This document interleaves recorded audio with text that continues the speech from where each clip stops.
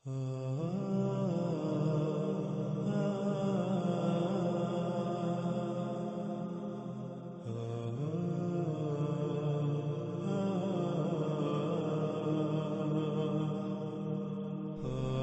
گزشتہ ایک ساتھ میں ہم دجال کو ہر پہلو سے اس طرح کھول کھول کر سامنے لا چکے ہیں کہ جس کا انکار اب کسی کے لیے بھی ممکن نہیں رہا۔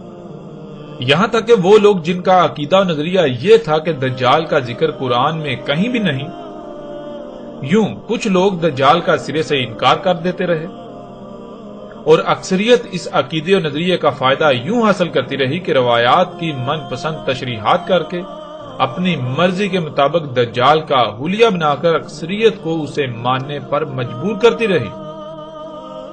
کوئی بھی ان کی منچاہی تشریحات و تعویلات کے خلاف چاہ کر بھی سوچ نہیں سکتا تھا۔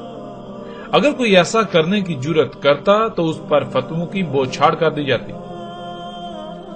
لیکن اب ان دونوں طبقوں کی حقیقت بالکل کھل کر سامنے آ چکی ہے، کیونکہ ہم نے نہ صرف یہ بات ہر پہلو سے سامنے لائی کہ قرآن تو سارے کا سارا صرف دجال سے ہی متنبع کر رہا ہے، اور قرآن سے دجال کو بالکل کھول کر رکھ دیا، بلکہ اس کے علاوہ روایات سے بھی دجال کو ہر پہلو سے کھول کر رکھ دیا، جس سے نہ صرف قرآن کی غیر معمولی حقانیت کا کھل کر اظہار ہوتا ہے، بلکہ محمد رسول اللہ صلی اللہ علیہ وآلہ وسلم کی ایسے تصدیق ہوتی ہے کہ ان کی ذات پر اعتراضات اٹھانے والے منہ چھپانے کے قابل بھی نہ رہیں، کہ آج کے حالات و واقعات کا 14 صدیاں قبل اس طرح کھول کھول کر ذکر کیا جیسے کوئی آنکھوں دیکھا حال بیان کر رہا ہو۔ موجودہ ایجادات یہ غیر معمولی امور جن کے بارے میں آج سے چند صدیاں قبل تصور کرنا بھی محال تھا، ان ایجادات و امور کے بارے میں جس طرح کھول کھول کر آج سے 14 صدیاں قبل بیان کر دیا تھا، یہ انتہائی غیر معمولی بات ہے۔ ایسا کوئی بھی عام شخص نہیں کر سکتا، وہ اس کا تصور تک بھی نہیں کر سکتا تھا۔ آج اگر محمد علیہ السلام کے بڑے سے بڑے دشمن کے سامنے بھی اس دعوت کو رکھا جائے، ان حقائق کو رکھا جائے کہ دیکھو محمد علیہ السلام نے آج جو کچھ ہو رہا ہے اس کے بارے میں اس وقت یعنی آج سے 14 صدیاں قبل کس طرح کھول کھول کر بیان کر دیا تھا جیسے کہ آنکھوں دیکھا حال ہو، تو ایسے شخص کے پاس سوائے محمد علیہ السلام کی تصدیق کے اور کوئی چارہ نہیں رہے گا۔ دنیا کا کوئی بھی شخص محمد علیہ السلام کی ذات پر یا قرآن پر انگلی تک نہیں اٹھا سکے گا۔ ناظرین، آج ایک بڑی تعداد میں ایسا طبقہ موجود ہے جو خود کو دین کا ٹھیکیدار سمجھتا اور کہلواتا ہے۔ وہ لوگ قرآن اور محمد رسول اللہ صلی اللہ علیہ وآلہ وسلم کے الفاظ کی روشنی میں اتنا سب کچھ واضح ہو جانے کے باوجود بھی ماننے کو تیار ہی نہیں، صرف اس لیے کہ ان کی دکانداریاں بند نہ ہو جائیں، اور جن اونچی اونچی مسندوں پر بیٹھ کر انسانیت کو دونوں ہاتھوں سے لوٹ رہے ہیں، ان کا استحصال کر رہے ہیں، دین کی خدمت کے نام پر عیاشیوں میں مصروف ہیں، جو اپنے ہاتھ سے ایک لقمہ بھی کما کر کھانا پسند نہیں کرتے، صرف اس لیے لوگوں کو حق سے روک رہے ہیں کہ کہیں ان کی دکانداری بند نہ ہو جائے، اور الٹا لوگ اس بارے میں سوالات نہ کرنا شروع ہو جائیں ان سے، جن کے جوابات اس طبقے کے پاس نہیں ہیں۔ ان کے پاس دلیل ایک بھی نہیں سوائے جھوٹ اور دجل کی بنیاد پر محض ضد، حسد، بغض اور دشمنی میں طرح طرح کی سازشوں سے کام لے رہے ہیں، الفاظ کے ہیر پھیر سے اور طرح طرح سے لوگوں کو حق سے روکنے کے علاوہ اور کام نہیں ان کے پاس۔ لیکن ہم اس طبقے کو یہ بتا دیتے ہیں کہ ہم حق کو بالکل کھول کھول کر رکھیں گے، خواہ کچھ بھی ہو جائے، ہمیں اس کی پرواہ نہیں ہے۔ ناظرین، دجال پر قرآن اور محمد رسول اللہ صلی اللہ علیہ وآلہ وسلم کے الفاظ کی روشنی میں کھل کر بات ہو چکی، مزید بھی بات کریں گے آئندہ ایک ساتھ میں، لیکن فی الحال ہم اس موضوع پر بات کریں گے کہ دجال مکہ و مدینہ میں داخل نہیں ہو سکے گا۔ جیسا کہ ہم پچھلی ایک ساتھ میں یہ بات کئی بار کر چکے ہیں کہ عربی دنیا کی واحد ایسی زبان ہے جس کا ترجمہ دنیا کی کسی بھی زبان میں ممکن نہیں ہے۔ ترجمہ کہتے ہیں کسی بھی زبان کا دوسری زبان میں متبادل لفظ۔ دنیا میں کوئی ایک بھی ایسی زبان نہیں ہے جو مکمل عربی کے متبادل کے طور پر اپنا وجود رکھتی ہو۔ اس لیے قرآن یا پہلے ادوار کی اصل خالص عربی کا ترجمہ کسی بھی صورت ممکن نہیں ہے۔ اگر ایسا کیا جائے گا تو اس سے سوائے گمراہی و جہالت کے کچھ ہاتھ نہیں آئے گا، اور دنیا و آخرت میں سوائے خسارے اور پچھتاوے کے کچھ حاصل نہیں ہوگا۔ ہاں، البتہ عربی کے معنی ضرور بیان کیے جا سکتے ہیں، اور یہ بات یاد رکھیے کہ معنی ترجمے کو نہیں کہا جاتا، بلکہ معنی کسی لفظ کو بیان کرنے، مطلب یہ کہ اس کو کھولنے کے لیے استعمال کیے جانے والے الفاظ کے مجموعے کو کہا جاتا ہے۔ اور یہی وجہ ہے کہ اللہ سبحانہ و تعالیٰ نے قرآن کو عربی میں اتارا۔ عربی فطرت کی زبان ہے، نہ کہ محض الفاظ پر مشتمل ان چند سطور یا محاوروں کا نام ہے جس کی بنیاد پر انسان ایک دوسرے سے مخاطب ہوں، ان کو جانے پہچانے یا پھر زندگی گزارنے کے لیے ایک دوسرے سے بات کر سکیں۔ ایسا ہرگز نہیں ہے۔ عربی ایسی زبان نہیں ہے، بلکہ عربی فطرت کی زبان ہے۔ مثال کے طور پر قرآن میں اللہ سبحانہ تعالیٰ نے کہا یولج اللیل فی النہار ویولج النہار فی اللیل۔ اب اس کا ترجمہ خواہ بڑے سے بڑا عرب دان کیوں نہ ہو، وہ کیسا ہی کیوں نہ کر لے، اس کا ترجمہ اس وقت تک ٹھیک نہیں ہو سکتا جب تک کہ ایک شخص جسے بے شک عربی نہ آتی ہو وہ اپنی آنکھوں سے یہ نہ دیکھ لے کہ کس طرح سے زمین کا وہ حصہ جہاں پر لیل ہوتی ہے اس کو روشنی میں لے جایا جاتا ہے، پھر اس کو اندھیرے میں لے جایا جاتا ہے، اور یہ سلسلہ مسلسل چل رہا ہے۔ اب جو شخص بے شک اسے عربی نہ آتی ہو، وہ چائنیز بولتا ہو، جانتا ہو، عربی سے بالکل واقف نہ ہو، اگر وہ یہ منظر اپنی آنکھوں سے دیکھ لیتا ہے، یا اگر غور و فکر کر کے کائنات میں اللہ کی آیات میں غور و فکر کر کے یہ جان لیتا ہے کہ دن اور رات کس طرح ہو رہے ہیں، تو دنیا کا بڑے سے بڑا عرب دان بھی اس کے سامنے آ جائے، وہ یولج کو کچھ بھی معنی کرے، وہ معنی ناقابل قبول ہوں گے۔ اس کے برعکس وہی بات تسلیم کی جائے گی کہ جو ایک غیر عرب نے اپنی آنکھوں سے دیکھی، اب دل کی آنکھوں سے دیکھی، جس نے غور و فکر کیا اور اس کے اوپر حقیقت کھل گئی، اسے پتا چل گیا کہ یولجو کسے کہتے ہیں۔ بالکل اسی طرح ناظرین، جب تک آپ غور و فکر نہیں کریں گے اللہ کی آیات میں، کائنات میں غور و فکر نہیں کریں گے، تب تک آپ کے اوپر حقیقت واضح نہیں ہوگی۔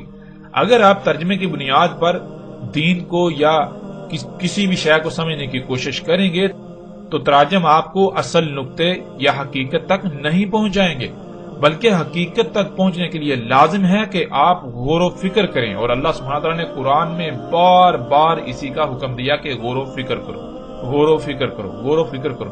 جو غور و فکر کرتے ہیں وہ اللہ کے قانون میں حیا ہیں، زندہ ہیں، اور جو غور و فکر نہیں کرتے وہ اللہ کے قانون میں اموات ہیں، مردہ ہیں، وہ قبروں میں ہیں۔ اللہ سبحانہ و تعالیٰ انہیں ایک مقام پر اندھے قرار دیتے ہیں، دوسرے مقام پر چوپائے قرار دیتے ہیں، چوپایوں سے بھی بدتر قرار دیتے ہیں، تیسرے مقام پر اللہ سبحانہ و تعالیٰ انہیں اموات قرار دیتے ہیں کہ وہ حیا ہے ہی نہیں، چوتھے مقام پر اللہ سبحانہ و تعالیٰ انہی لوگوں کو قبروں میں قرار دیتے ہیں۔ اب آپ کن میں اپنا شمار چاہتے ہیں، یہ فیصلہ، یہ اختیار آپ کے ہاتھ میں ہے۔ بہرحال یہ وہ وجہ تھی جس وجہ سے اللہ سبحانہ و تعالیٰ نے قرآن کو عربی میں نازل کیا۔ اس بات کو ذہن میں رکھتے ہوئے ہم آگے بڑھیں گے۔ یہ بات ہم نے اس لیے کی کیونکہ جس موضوع پر ہم بات کرنے جا رہے ہیں اس پر بات کرنے سے پہلے اس بات کا ذہن میں ہونا بہت ضروری ہے۔ اگر اس بات کو ہم ملحوظ خاطر نہیں رکھیں گے تو ہم حقیقت کو نہیں جان پائیں گے، پھر سوائے گمراہی کے، جہالت کے کچھ ہاتھ نہیں آئے گا۔ دجال کے بارے میں محمد رسول اللہ صلی اللہ علیہ وآلہ وسلم نے کہا تھا کہ وہ مکہ و مدینہ میں داخل نہیں ہو سکے گا۔ بعض روایات میں 4 مقامات کا ذکر ہے جن میں مکہ، مدینہ، بیت المقدس اور مسجد طور کا ذکر ہے۔ بہرحال جیسے جیسے ہم آگے بڑھیں گے تو ہم ہر موضوع پر بات کریں گے، لیکن اس وقت ہم بات کریں گے کہ رسول اللہ صلی اللہ علیہ وآلہ وسلم نے کہا تھا کہ دجال مکہ و مدینہ میں داخل نہیں ہو سکے گا۔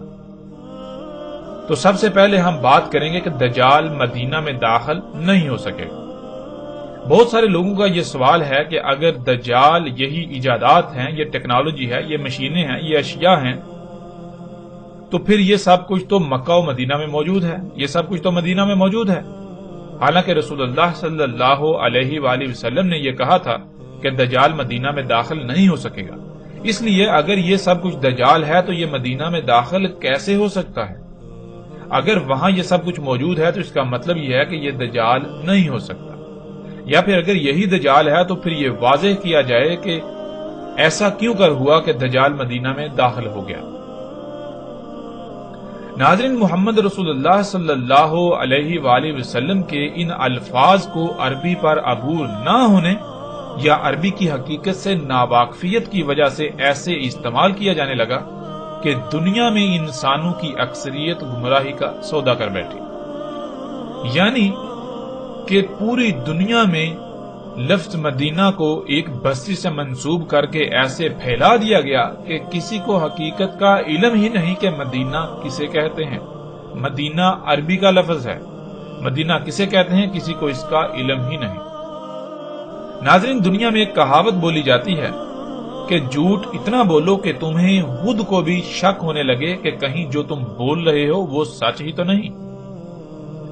اس محاورے کی حقیقت یہ ہے کہ جب آپ نے ایک غلط بات کو لوگوں کے اذہان میں راسخ کرنا ہو تو اس کے لیے دلائل کا ہونا ضروری نہیں ہے، بلکہ اس بات کا زیادہ سے زیادہ عام کیا جانا ضروری ہے۔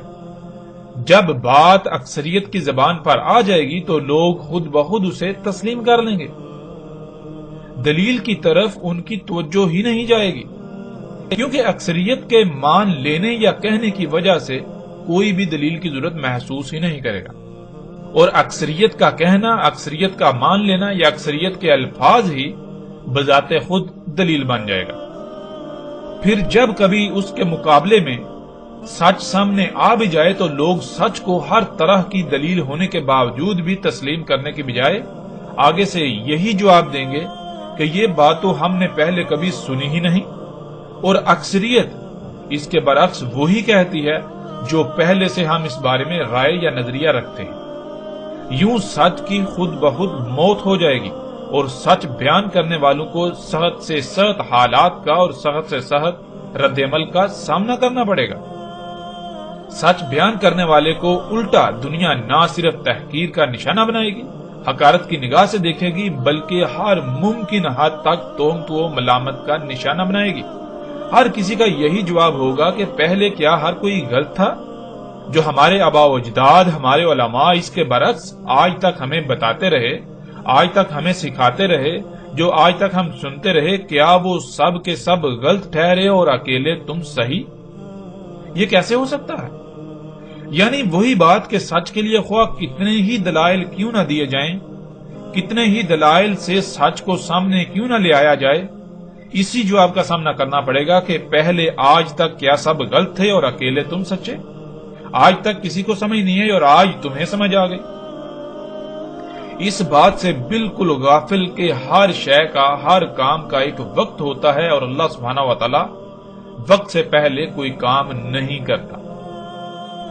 ناظرین، بالکل یہی دین اسلام کے ساتھ بھی کیا گیا اور جو ہمارا موضوع ہے وہ بھی اسی کا شکار بنا دیا گیا۔ رسول اللہ صلی اللہ علیہ وآلہ وسلم نے کہا کہ دجال مدینہ میں داخل نہیں ہوگا، تو خود کو علماء کہلانے والے طبقے نے عربی کے لفظ مدینہ کے ایک ایسی بستی سے منسوب کیا کہ پوری دنیا کے انسان اس بات کو بھول گئے کہ مدینہ کسے کہتے ہیں۔ ہر کسی کے سامنے مدینہ سے مراد وہی بستی ہے جسے آج لوگ مدینہ کہتے ہیں، حالانکہ حقیقت اس کے بالکل برعکس ہے۔ حقیقت کیا ہے؟ ہم اسے اللہ سبحانہ و تعالیٰ سے سوال کرتے ہیں اور اللہ سبحانہ و تعالیٰ اپنے کلام قرآن کے ذریعے اس کا کھول کھول کر جواب دیتے ہیں۔ ناظرین، مدینہ سے مراد کیا ہے یا مدینہ کسے کہتے ہیں؟ جس بستی کو آج تک مدینہ بنا کر پیش کیا جاتا رہا، آیا کہ وہ واقعتاً مدینہ ہے، مدینہ تھی، یا پھر اس کی حقیقت کیا ہے، اس کا اصل نام کیا ہے، اس کو مدینہ کہا گیا تو کیوں کہا گیا، کب کہا گیا؟ ان تمام پہلوؤں پر بھی بات کریں گے، ہر لحاظ سے کھل کر تفصیل کے ساتھ۔ فی الحال ہم یہ جانتے ہیں کہ مدینہ کیا ہے۔ اللہ سبحانہ و تعالیٰ قرآن میں سورہ ذاریات کی اس آیت میں کہتے ہیں، اور ہر شے سے خلق کیا ہم نے اس کا جوڑا۔ اس قانون کے مطابق لفظ مدینہ کا بھی اللہ سبحانہ و تعالیٰ نے جوڑا بنایا، جو کہ اس کی ضد کریا ہے، اور قرآن میں یہ لفظ بکثرت استعمال ہوا ہے۔ آتے ہیں ناظرین لفظ مدینہ کی طرف۔ لفظ مدینہ عربی کا لفظ ہے جو مجموعی طور پر 3 الفاظ کا مجموعہ ہے، جن میں سے 2 الفاظ 2 حروف ہیں اور ایک لفظ 3 حروف پر مشتمل ہے۔ پہلا لفظ جو کہ ایک حرف ہے وہ میم، دوسرا دین تیسرا تے یا ساکت ہے۔ ان تینوں کو جب ملایا جائے تو لفظ مدینہ وجود میں آئے گا۔ عربی کے اصول کے مطابق اس لفظ کے آخر میں آنے والا حرف تے ہے کی آواز دے گا، بشرطے کہ اس کے آگے کسی دوسرے لفظ کا استعمال نہ ہو، یعنی یہ لفظ آگے کسی دوسرے لفظ سے نہ جڑ رہا ہو۔ یعنی اگر تے کسی ایسے لفظ کے آخر میں استعمال کیا جائے جس کے آگے کوئی دوسرا لفظ نہ ہو تو تے ساکت ہو جائے گی، یوں پیچھے محض ہے رہ جائے گی اور اسی کی آواز دے گی۔ جیسے مثال کے طور پر صرف اسی لفظ کو لے لیں، لفظ مدینہ یا المدینہ، جب اس کو لکھا جائے گا تو اس کو اس طرح لکھا جائے گا جیسے آپ سکرین پر دیکھ رہے ہیں، یعنی اس کے آخر میں تے کو لکھا جائے گا، لیکن جب اس کو پڑھا جائے گا تو تے ساکت ہو جائے گی، صرف ہے کی آواز سے پڑھا جائے گا۔ جب اسے پڑھا جائے گا تو تے ہے کی آواز دے گی، اور اگر آگے کسی دوسرے لفظ کے ساتھ جڑ رہا ہو تو پھر تے ساکت نہیں بلکہ تے ہی پڑھا جائے گا۔ مثال کے طور پر جیسے آپ سکرین پر دیکھ رہے ہیں لفظ مدینہ المکرمہ، یعنی کہ لفظ مدینہ اس کے آگے ایک ساتھ دوسرا لفظ جڑ گیا المکرمہ، تو اب تے جو ہے وہ ساکت نہیں ہوگی بلکہ تے ہی پڑھی جائے گی۔ اب آتے ہیں لفظ مدینہ کے معنی کی طرف۔ جیسا کہ ہم پہلے ہی بیان کر چکے ہیں کہ لفظ مدینہ میم، دین اور تے یا ساکت تے یعنی ہے سے مل کر بنا ہے، تو اس میں اصل لفظ دین ہے۔ یوں سب سے پہلے ہم پر فرض ہے کہ اس لفظ کو سمجھیں، ورنہ ہم لفظ مدینہ کو نہیں سمجھ پائیں گے۔ ناظرین، عربی کا یہ اصول ہے کہ جب بھی کسی لفظ کے شروع میں میم استعمال ہوتا ہے، اگر وہ لفظ کے اصل حروف میں سے نہیں ہے، یعنی الگ سے ساتھ میں استعمال کیا گیا ہے، الگ سے ساتھ میں جڑ رہا ہے، تو میم موجودگی کے اظہار کے لیے استعمال ہوتا ہے۔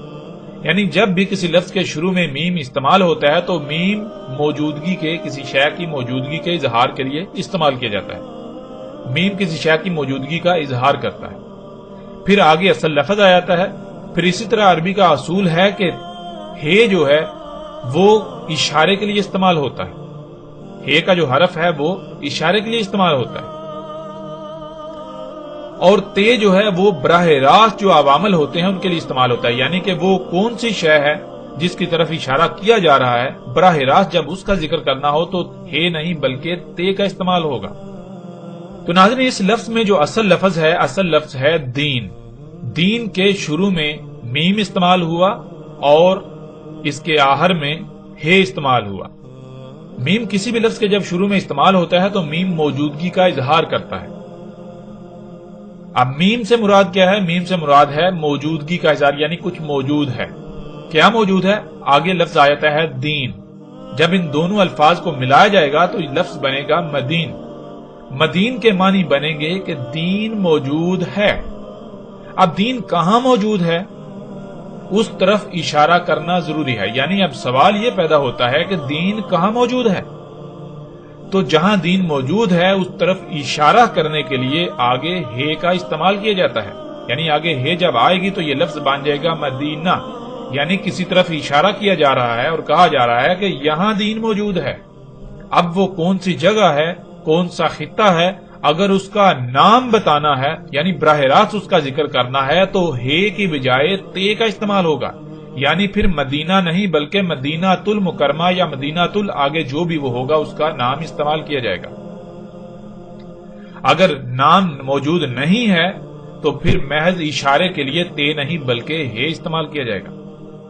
اب ناظرین، ہم پر سب سے پہلے یہ فرض ہے کہ ہم لفظ دین کو سمجھیں۔ جب تک ہم لفظ دین کو نہیں سمجھ سکیں گے تب تک ہم مدینہ کو نہیں سمجھ سکیں گے۔ دین کیا ہے؟ جب بھی کسی سے سوال کیا جائے تو فوراً یہی جواب ملے گا کہ دین اسلام ہے۔ اور اسلام کیا ہے؟ اس کے لیے پوری دنیا میں پھر انسانوں کے نزدیک ایک خاص نظریہ ہے، ایک عقیدہ ہے کہ باقی مذاہب کی طرح ایک دائرہ ہے جس میں ایک کلمے کے اقرار سے داخل ہونے کا رستہ ہے اور باہر نکلنے کا کوئی رستہ نہیں، یعنی آج پوری دنیا جسے اسلام کا نام دیتی اور پکارتی ہے۔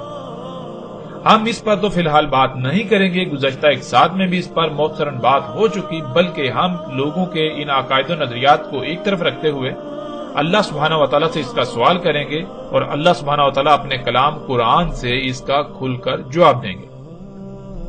جب ہم اللہ سبحانہ و تعالیٰ سے یہ سوال کریں کہ دین کیا ہے تو اللہ سبحانہ و تعالیٰ قرآن میں بالکل صراحت کے ساتھ اس بات کا جواب دے دیتے ہیں کہ دین کیا ہے۔ سورہ روم کی آیت نمبر 30 میں اللہ سبحانہ و تعالیٰ کہتے ہیں، پس قائم ہو جا، پس قائم کر اپنے روح کو، تیرا جو روح ہے اسے ہر طرف سے کاٹ کر، تیرا جو روح ہے اسے ہر طرف سے کاٹ کر، ہر طرف سے کاٹ کر بالکل یکسو یک روح ہو جا دین کے لیے، یک روح ہو کر دین کے لیے قائم ہو جا۔ پھر دین کیا ہے؟ اللہ سبحانہ و تعالیٰ اس کا جواب دیتے ہیں، فطرت اللہ، اللہ کی فطرت تھی۔ دین کیا ہے؟ دین وہ فطرت تھی، اللہ کی فطرت۔ کون سی فطرت؟ اس کا بھی اللہ سبحانہ و تعالیٰ آگے جواب دیتے ہیں، اللاتی فطر الناس علیہا، وہ فطرت جس پر اللہ سبحانہ و تعالیٰ نے انسانوں کو فاطر کیا۔ یعنی کہ فطرت کیا ہے؟ فطرت کو اگر جاننا ہے تو غور کرو، پیچھے جاؤ، جب انسانوں کی بنیاد رکھی، جب انسانوں کو دنیا میں لے کر آئے تو اس وقت دنیا کس حالت میں تھی، دنیا میں کیا تھا، کیسا تھا؟ یعنی کہ فطرت کہتے ہیں جس طرح جیسا اللہ سبحانہ و تعالیٰ نے خلق کیا بغیر کسی رائے برابر بھی تبدیلی کے، بالکل ویسے کا ویسا۔ جیسے اللہ سبحانہ تعالیٰ نے انسانوں کو خلق کیا، تمام مخلوقات کو خلق کیا، جیسی ضروریات اللہ سبحانہ تعالیٰ نے خلق کی تھیں ان میں کسی قسم کی کوئی بھی رد و بدل نہ ہو، ویسے کی ویسی ہی رہنے دی جائیں، ویسے کی ویسے ہی ہوں، اور انہی سے اپنی ضروریات کو پورا کیا جائے، انہی پر ڈٹا جائے، انہی پر توکل کیا جائے۔ یہ ہے فطرت، یہ ہے دین۔ پھر آگے اللہ سبحانہ تعالیٰ کہتے ہیں، لا تبدیل لخالق اللہ، کہ نہیں ہے تبدیلی، تبدیلی کی متحمل ہے ہی نہیں اللہ کی خلق، اللہ کی خلق کے لیے تبدیلی ہے ہی نہیں، یعنی اللہ سبحانہ تعالیٰ نے اپنی خلق کے لیے تبدیلی رکھی نہیں۔ جیسا اللہ سبحانہ تعالیٰ نے خلق کر دیا، اگر اس میں رائے برابر بھی تبدیلی کی جائے گی تو پھر خرابیاں ہوں گی، جس کے پھر رد عمل میں تباہیوں کا سامنا کرنا پڑے گا، سب کچھ درہم برہم ہو جائے گا۔ پھر آگے اللہ سبحانہ تعالیٰ کہتے ہیں، ذالک دین القیم ولکن اکثر الناس لا یعلمون، وہ تھا دین، وہ ہے دین کہ جس پر قائم ہونا ہے۔ یعنی دین کیا ہے؟ دین یہ ہے کہ ہر طرف سے کٹ کر، ہر طرف سے کٹ کر فطرت کے اوپر قائم ہونا ہے، فطرت کے اوپر کوئی مصنوعی شے نہیں ہونی چاہیے، اللہ کی مخلوقات میں چھیڑ چھاڑ نہیں کرنی، جیسا اللہ سبحانہ تعالیٰ نے خلق کیا ویسا ہی ہونا چاہیے۔ جو اللہ تعالیٰ نے آپ کی حد لگا دی، جو دائرہ لگا دیا، جیسے باقی مخلوقات اپنے اپنے مقام، اپنے اپنے دائرے کے اندر رہتی ہوئی اپنی اپنی ذمہ داری کو پورا کر رہی ہیں، بالکل اسی طرح تم نے بھی سب کچھ ویسے کا ویسے رہنے دینا ہے۔ جو اللہ سبحانہ نے تمہارے لیے دائرہ لگایا، جو مقام رکھا، اسی مقام پر رہتے ہوئے، اسی دائرے میں رہتے ہوئے اپنی ذمہ داری کو پورا کرنا ہے اور زندگی گزارنی ہے، یہ ہے دین۔ اور اللہ سبحانہ تعالیٰ کہتے ہیں، انسانوں کی اکثریت جو بھولے ہوئے ہیں، یہ جو انسان ہیں، ان کی اکثریت کو اس کا علم ہی نہیں۔ کیوں؟ اس کا بھی اللہ سبحانہ تعالیٰ جواب دے دیتے ہیں۔ جب لفظ یعلمون، لا یعلمون کہتے ہیں تو پیچھے جو یا استعمال ہوتا ہے، اس کا معنی کیا ہے؟ اس کے خود ہی آ جاتی ہے، یعنی کہ انسانوں کی اکثریت غور و فکر ہی نہیں کرتی، جس وجہ سے انہیں اس بات کا علم ہی نہیں کہ دین کیا ہے۔ پھر وہ جو اور لوگ جو ہے وہ دین جو ان کے سامنے بنا کر پیش کرتے ہیں، انسانیوں کی اکثریت جو ہے پھر اسی کے پیچھے چلتی رہتی ہے اور اسے ہی دین سمجھ رہتی ہے، جس کا دین کے ساتھ کوئی تعلق نہیں۔ تو یہ تھا ناظرین دین۔ ناظرین دین کیا ہے ہم نے جان لیا، دین کہتے ہیں فطرت کو، دین ہے فطرت۔ اور مدینہ یعنی کہ مدینہ کسی اس خطے، اس علاقے، اس بستی، اس مقام کی طرف اشارہ کر کے کہا جاتا ہے، اسے کہا جاتا ہے جہاں پر فطرت ہو، جو خطہ، جو علاقہ، جو بستی فطرت پر ہو، جس میں اللہ کی مخلوقات میں تبدیلیاں نہ ہوں، سب کچھ ویسا ہو، یا لوگ وہاں کے باشندے، وہاں کے رہائشی ویسا ہی چاہتے ہوں جیسا اللہ نے خلق کر دیا، یعنی فطرت پر قائم ہونا ہی ان کا مقصد ہو، وہاں کے باشندوں کا فطرت پر قائم ہونا مقصد ہو۔ تو لفظ دین کے شروع میں میم دین کی موجودگی کا اظہار کرتا ہے، یعنی دین موجود ہے۔ اور دین کیا ہے؟ دین فطرت۔ اب جب لفظ دین کے ساتھ میم لگایا جائے گا تو یہ بنے گا مدین. مدین کہتے ہیں دین موجود ہے یعنی فطرت موجود ہے. یہاں فطرت موجود ہے, فطرت قائم ہے, اور ہے اس طرف اشارہ ہوتا ہے جہاں فطرت یعنی دین موجود ہے. تو اس طرح بنتا ہے لفظ مدینہ. مدینہ کے معنی ہے وہ مکان جہاں پر اللہ کا دین قائم ہو, یعنی جہاں پر فطرت ہو, وہ مقام جو فطرت پر ہے. اور اس کا جوڑا جو کہ اللہ سبحانہ وتعالی نے قرآن میں اس کی ضد کے طور پر استعمال کیا, کئی مقامات پر اس کا ذکر آیا ہے, وہ ہے قریہ. اور پورے قرآن میں اللہ سبحانہ وتعالی نے جہاں بھی ہلاک شدہ اقوام کا ذکر کیا یا ہلاکت کا ذکر کیا, عذاب کا ذکر کیا, تو عذاب قریہ پر ہی آنے کا ذکر کیا, یعنی عذاب قریہ پر آتا ہے. کہیں بھی مدینہ پر یہ نہیں ہے کہ مدینہ پر اللہ سبحانہ وتعالی عذاب لے کر آئیں. بہرحال اس پر مزید تفصیل سے آگے چل کر بات ہوگی. ناظرین, قریہ کا مادہ ہے کرا, جس کے معنی ایک شے پر کسی دوسری شے کے ٹکرانے سے رد عمل کے طور پر بلند ہونے والی آواز کو کہتے ہیں. اسی سے لفظ قریہ بنا ہے, اسی سے اقرا بنا ہے, اسی سے قرت بنا ہے, اور اسی سے قرآن بنا ہے. جیسے لفظ اقرا انسان کے سامنے کتاب پڑی ہوتی ہے یا کچھ لکھا ہوا ہوتا ہے, یعنی کہ عمل کسی بھی صورت میں کتب ہوا موجود ہوتا ہے. جب انسان کی نظر یا اس کی توجہ اس پر ٹکراتی ہے تو رد عمل کی صورت میں جو شے سامنے آتی ہے, جو علم رد عمل کی صورت میں سامنے آتا ہے, اسے اقرا کہتے ہیں.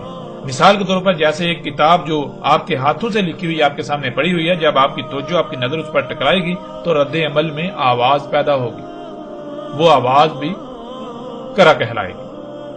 یوں قریہ مدینہ کی ضد ہے, اور قریہ کہتے ہیں کسی ایسے گاؤں, شہر, بستی, خطے یا علاقے کو جو اللہ کے کلام یعنی اللہ کے احکامات کے سامنے اپنی آواز بلند کرے, اپنی خواہشات کو ترجیح دے. یعنی اگر اللہ کسی کام کرنے کا حکم دے رہے ہیں تو وہ اس کے رد عمل میں نہ صرف اس کا انکار کر دیں بلکہ اللہ کے مقابلے پر اپنی آواز بلند کریں کہ نہیں, ہم تو وہی کریں گے جو ہماری چاہت ہے, جو ہماری خواہشات ہیں. یعنی لفظ قریہ جو ہے یہ مدینہ کی ضد ہے, اور اس کا آسان ترین معنی یہ ہے کہ وہ بستی, وہ خطہ, وہ علاقہ جو فطرت پر نہیں ہے, جہاں پر مصنوعی ہے, جہاں پر انسان کی ضروریات مصنوعی ہیں, غیر فطرتی ہیں, جہاں کے لوگ غیر فطرتی اشیاء پر انحصار کرتے ہیں, اسے قریہ کہتے ہیں. قریہ میں بھی ہے جو ہے یہ اس طرف اشارہ ہے جہاں کے رہنے والے اللہ کے مقابلے پر اپنی آواز بلند کرتے ہیں, یعنی کہ جہاں کے رہنے والے فطرت پر قائم نہیں ہے, یا وہ خطہ, وہ علاقہ, وہ بستی فطرت پر نہیں ہے. جہاں اللہ کا دین قائم نہ ہو, یعنی وہ علاقہ, وہ خطہ جہاں فطرت کی بجائے اس کی ضد ہو, فطرت کی ضد ہو. فطرت کی ضد کیا ہے؟ مصنوعی اشیاء, اللہ کی مخلوقات میں تبدیلی کی ہوئی اشیاء. جو اللہ کی خلق ہے وہ تبدیل شدہ, اللہ کی مخلوقات ہوں لیکن تبدیل شدہ, ان میں تبدیلیاں کی ہوئی. وہاں وہ جو مقام ہوگا, وہ جو بستی, وہ علاقہ, وہ خطہ, وہ جو شہر ہوں گے, وہ جو سوسائٹیاں, معاشرے ہوں گے, انہیں عربی میں قریہ کہا جاتا ہے. اور مدینہ وہ علاقہ, وہ خطہ, وہ بستی جہاں پر فطرت ہو. ناظرین, روایات میں دجال کے مدینہ میں نہ داخل ہونے سے مراد سعودی عرب کا شہر یعنی سعودی عرب کی بستی یثرب کو لیا جاتا ہے کہ دجال سعودی عرب کے شہر جسے عربی میں بلد کہتے ہیں, جس کا اصل نام یثرب ہے, یثرب میں داخل نہیں ہو پائے گا کیونکہ وہ مدینہ ہے. یہ بالکل غلط تصور ہے, اس کا حقیقت سے دور دور تک کوئی تعلق نہیں. جسے آج مدینہ کہا اور سمجھا جاتا ہے اس کا نام یثرب ہے, یثرب تھا اور اس وقت تک یثرب رہے گا جب تک اس کا نام بدل نہیں دیا جاتا. اب سوال یہ پیدا ہوتا ہے کہ آیا وہ مدینہ ہے یا قریہ؟ تو اس کا جواب بھی بالکل واضح ہے. اگر تو وہاں اللہ کا دین قائم ہے یعنی وہ بستی, وہ خطہ فطرت پر ہے تو وہ مدینہ کہلائے گی, وہ خطہ, وہ بستی مدینہ کہلائے گی. اور اگر وہاں اللہ کا دین قائم نہیں ہے یعنی وہ فطرت پر نہیں ہے بلکہ وہاں بھی فطرت کی ضد ہے, مصنوعی اشیاء ہے, سب کچھ مصنوعی ہے, تو وہ مدینہ نہیں بلکہ قریہ ہے. ناظرین, اب سوال یہ پیدا ہوتا ہے کہ یثرب کو مدینہ کب کہا گیا؟ رسول اللہ صلی اللہ علیہ وآلہ وسلم کی مکہ سے یثرب کی طرف ہجرت کے بعد یثرب کو مدینہ کہا گیا, اور یہ بات روایات میں بالکل صراحت کے ساتھ موجود ہے. جیسے ہی ہم آگے بڑھیں گے تو وہ روایات بھی ہمارے سامنے آئیں گی. جن میں رسول اللہ صلی اللہ علیہ وآلہ وسلم نے ہجرت سے پہلے بالکل واضح نہ صرف اسے یثرب کہا بلکہ یثرب کو ام القریہ قرار دیا، یعنی جو بھی آس پاس کی قریہ ہیں ان کی ماں قرار دیا، ان کی جڑ قرار دیا۔ اب سوال یہ پیدا ہوتا ہے کہ یثرب کو مدینہ کیوں کہا گیا؟ رسول اللہ صلی اللہ علیہ وآلہ وسلم کی مکہ سے یثرب ہجرت سے پہلے یثرب میں اللہ کا دین قائم نہیں تھا، یعنی فطرت نہیں تھی، اگر تھی تو اس میں تبدیلیاں کی جا رہی تھی۔ مثلا جیسے ہم غور کریں تو صحیح مسلم میں ایک روایت ہے کہ جو 3 مختلف راویوں کی چین سے آئی ہے، اس میں یہ بات بالکل واضح ہے کہ جب رسول اللہ صلی اللہ علیہ وآلہ وسلم مکہ سے ہجرت کر کے یثرب جا رہے تھے تو یثرب کی حدود میں جب داخل ہو رہے تھے تو لوگوں کو دیکھا کہ وہ کھجور کو پیوند کر رہے ہیں، گابا کر رہے ہیں، یعنی اس وقت کے تقاضے کے مطابق جیسے آج بیجوں میں، فصلوں میں سائنسی طریقوں سے مداخلت کی جاتی ہے زیادہ پیداوار کے حصول کے لیے، جلدی اگانے کے لالچ میں، زیادہ اگانے کے لالچ میں، بالکل اس وقت کے تقاضے کے مطابق انسان جو چھیڑ چھاڑ جو تبدیلی کر سکتا تھا وہ تبدیلیاں کی جا رہی تھی، جسے گابا یا پیوند کہتے ہیں۔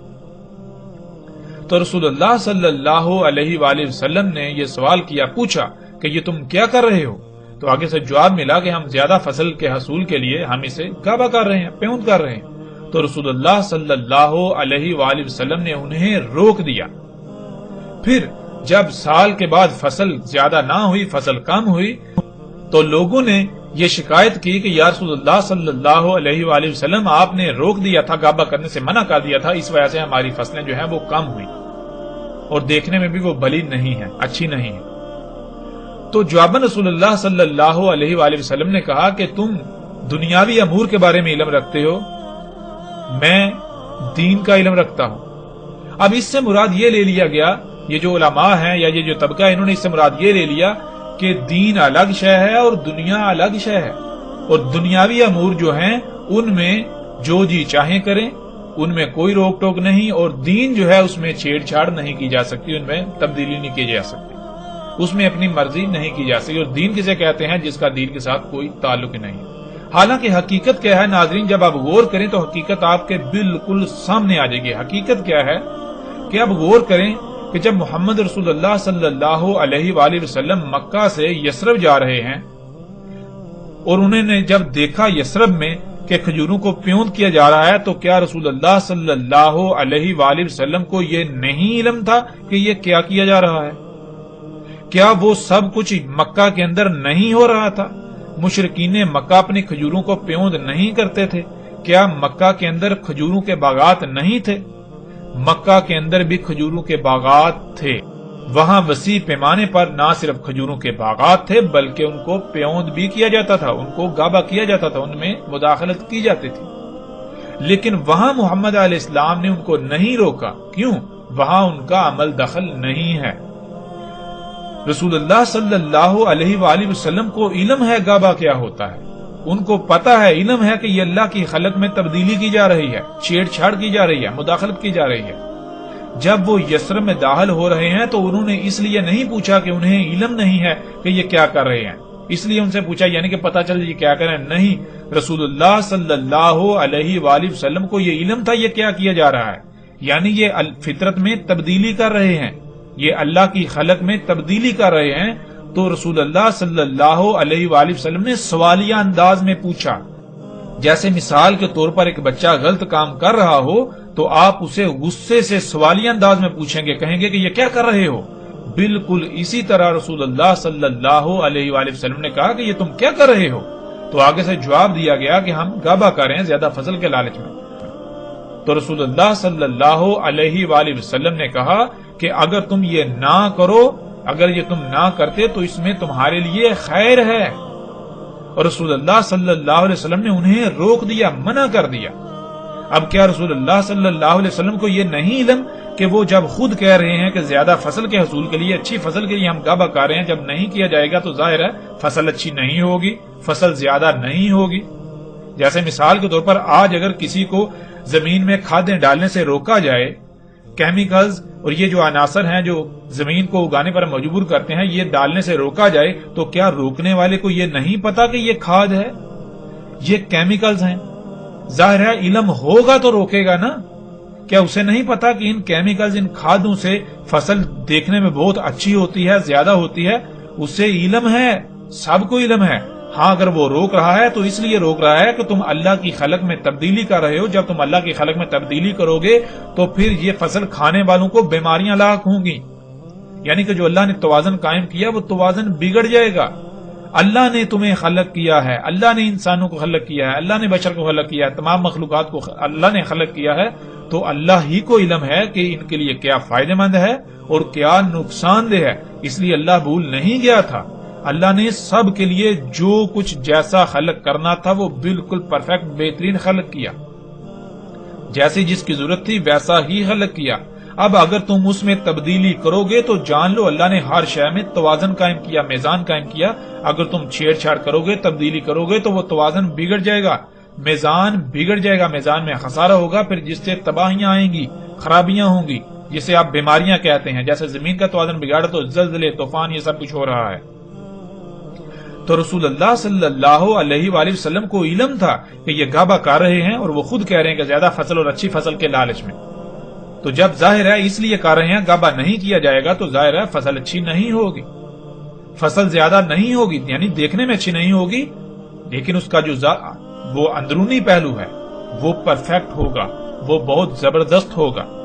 اس کے کھانے یعنی اس فصل کے کھانے سے کوئی آپ کو بیماری لاحق نہیں ہوگی، کوئی خرابی لاحق نہیں ہوگی، آپ کے جسم میں جو توازن ہے وہ نہیں بگڑے گا۔ اس لیے رسول اللہ صلی اللہ علیہ وآلہ وسلم نے منع کیا تھا۔ اور پھر ناظرین تاریخ گواہ ہے کہ اس کے بعد کوئی بندہ یہ ثابت نہیں کر سکتا کہ رسول اللہ صلی اللہ علیہ وآلہ وسلم کی موجودگی میں یا ان کے بعد کھجوروں کو غابہ کیا گیا ہو، یعنی فصلوں کو پیوند کیا گیا ہو، ان میں مداخلت کی گئی ہو۔ یعنی اگر رسول اللہ صلی اللہ علیہ وسلم نے یہ کہا کہ تم دنیا کے امور کے بارے میں بہتر جانتے ہو اور میں دین کے بارے میں، مطلب یہ کہ دین الگ ہے، دنیا الگ ہے، تم دنیاوی معاملات کے بارے میں جانتے ہو، تم جو جی چاہے کرتے رہو، دنیاوی امور میں مجھ سے صرف دین کی بات لیا کرو، اگر یہ مطلب تھا تو پھر اس کے بعد لوگوں کو غابہ کرنا چاہیے تھا، لوگوں کو فصلوں کو پیوند کرنا چاہیے تھا۔ لیکن جب ہم تاریخ اٹھا کر دیکھیں تو ہمیں کوئی ایسی شے ملتی ہی نہیں، اور کیسے مل سکتی ہے کہ جبکہ قرآن میں اللہ سبحانہ وتعالیٰ خود کہہ رہے ہیں کہ دین کیا ہے؟ دین ہے فطرت، فطرت کو قائم کرنا ہے، فطرت پر قائم ہونا ہے، فطرت میں چھیڑ چھاڑ، اس میں تبدیلی نہیں کرنی۔ تو جب فطرت میں تبدیلی کی جائے گی تو کیا وہ دین نہیں؟ کیا وہ دین میں تبدیلی نہیں کی جا رہی؟ جب دین ہے ہی فطرت تو فطرت میں تبدیلی، دین میں تبدیلی، فطرت ہی تو دین ہے۔ بہرحال ناظرین ہم اس موضوع پر الگ سے تفصیل سے بات کریں گے، لیکن اب ہم بڑھتے ہیں آگے۔ وہ یہ کہ اس وقت رسول اللہ صلی اللہ علیہ وآلہ وسلم نے جب مکہ سے یثرب کی طرف ہجرت کی تو یثرب میں بھی یہی کچھ ہو رہا تھا۔ کیوں؟ کیونکہ یثرب اس وقت تک قریہ تھی، اور جیسے ہم آگے بڑھیں گے تو رسول اللہ صلی اللہ علیہ وآلہ وسلم کے الفاظ میں ہمیں یہ بالکل واضح مل جائے گا کہ رسول اللہ صلی اللہ علیہ وآلہ وسلم نے ہجرت سے پہلے یثرب کو قریہ کہا۔ یثرب قریہ تھی، یعنی وہاں فطرت نہیں تھی، فطرت میں اس وقت کے تقاضے کے مطابق چھیڑ چھاڑ، مداخلت کی جا رہی تھی۔ اور جب رسول اللہ صلی اللہ علیہ وآلہ وسلم نے وہاں ہجرت کر کے چلے گئے، یعنی وہاں دین قائم ہو گیا، یعنی لوگوں کو فطرت میں چھیڑ چھاڑ سے روک دیا، وہاں فطرت ہر طرف یعنی فطرت قائم ہو گئی، ہر لوگ فطرت پر قائم ہو گئے، وہاں فطرت ہی تھی، تو تب اسے مدینہ کہا گیا۔ لیکن اس کا مطلب ہرگز یہ نہیں ہے کہ اس کا نام تبدیل کر دیا گیا، بلکہ اس کا نام جو تھا، وہی ہے اور اس وقت تک رہے گا جب تک اس کا نام تبدیل نہیں کیا جاتا، یعنی کہ اس کا نام یثرب ہے، یثرب تھا، یثرب ہے، اور یثرب اس وقت تک رہے گا جب تک کہ یثرب تبدیل نہیں کیا دیا جاتا۔ ناظرین مدینہ یا قریہ یہ نام نہیں ہے بلکہ یہ اسما ہے۔ اسے ہم ایک مثال سے سمجھ لیتے ہیں۔ مثال کے طور پر آپ کا ایک بیٹا ہو، بھائی ہو، یا آپ کا کوئی عزیز رشتہ دار ہو جس کا نام عمران ہو۔ اب اگر تو وہ اللہ کی غلامی کرے گا تو وہ مومن یا مسلم کہلائے گا، یعنی جو احکامات اللہ دیتا ہے ان کو تسلیم کر کے ان کے آگے سرنڈر کرے گا، ان کے اوپر عمل کرے گا تو وہ مومن یا مسلم کہلائے گا۔ اور اگر وہ اللہ کے علاوہ کسی اور کی غلامی کرے گا تو وہ مومن نہیں، مسلم نہیں، بلکہ مشرک و کافر کہلائے گا، مشرک کہلائے گا۔ یعنی ایک انسان، ایک بشر جس کا نام عمران ہے، لوگ اسے عمران کے نام سے جانتے پہچانتے ہیں، اگر تو وہ اللہ کے دین پر قائم ہے تو وہ مومن یا مسلم کہلائے گا، اور اگر وہ اللہ کے دین پر قائم نہیں تو وہ مشرک و کافر کہلائے گا۔ ناظرین، اب لفظ مومن یا مسلم یا پھر مشرک و کافر یہ نام نہیں ہے۔ نام یعنی عربی میں نام کو کہتے ہیں کنیت، کنی یا لقب، بلکہ یہ اسماء ہے۔ اسماء یعنی اسم سے، اسم کہتے ہیں صفات کو، صفت کردار کو، خصوصیات و صلاحیتوں کو۔ تو مومن و مشرک یہ اسماء ہے، یعنی کہ یہ کردار ہے جس کے اندر یہ صلاحیتیں، یہ صفات پائی جائیں گی، اسے مومن کہا جائے گا، خواہ اس کو دنیا کسی بھی نام سے جانتی پہچانتی ہو، کسی بھی لفظ سے جانتی پہچانتی ہو۔ اب ناظرین، مثال کے طور پر ایک شخص ہے، وہ اللہ کی غلامی نہیں کرتا، وہ اللہ کے احکامات کا انکار کرتا ہے اور اللہ کے ساتھ شرک کرتا ہے، یعنی اپنی خواہشات کی اتباع کرتا ہے، اوروں کی غلامی کرتا ہے، تو بے شک دنیا، پوری کی پوری دنیا اسے مومن کے نام سے، مومن کے لفظ سے جانتی پہچانتی ہو، اسے پکارتی ہو، وہ اللہ کے قانون میں مومن نہیں ہو سکتا۔ مومن اس کا لقب ہے، اس کی کنیت ہے، مومن اس کا اسم نہیں ہے۔ جیسے اللہ ہے، اس ذات کا جو لقب ہے وہ اللہ ہے، اور باقی جو ہیں اس کے اسماء ہیں، جیسے الرزاق، خالق، خالق جو ہے اسم ہے، خالق خلق کرنے کی صلاحیت ہونا، خلق کرنے والا۔ اسی طرح آپ دیکھیں کہ قرآن میں آیا اللہ احسن الخالقین، تو دیکھیں قرآن میں خالقین یہ جمع کا صیغہ ہے، یعنی ایک سے زائد خالق، اللہ ان میں احسن ہے۔ اب کیا آپ دیکھتے ہیں، غور کریں، کیا دنیا میں کیا انسانوں کے نام خالق ہیں؟ یعنی اس کا نام بھی خالق ہے، اس کا نام بھی خالق ہے، اس کا نام بھی خالق ہے، اس کا نام بھی خالق ہے؟ نہیں، بلکہ نام تو مختلف ہیں۔ جیسے اللہ یعنی وہ ذات جو احسن الخالقین ہے، اسے ہم اللہ کہہ کر پکارتے ہیں، جانتے ہیں، پہچانتے ہیں۔ بالکل اسی طرح جو باقی خالق ہیں، خالقین ہیں اس ذات کے علاوہ، ان کو بھی کوئی عمران کے نام سے جانتا ہے، کوئی کسی نام کے سے جانتا ہے، کوئی رام کے نام سے، کوئی لکشمن کا نام سے، کوئی کسی نام سے، کوئی کسی نام سے۔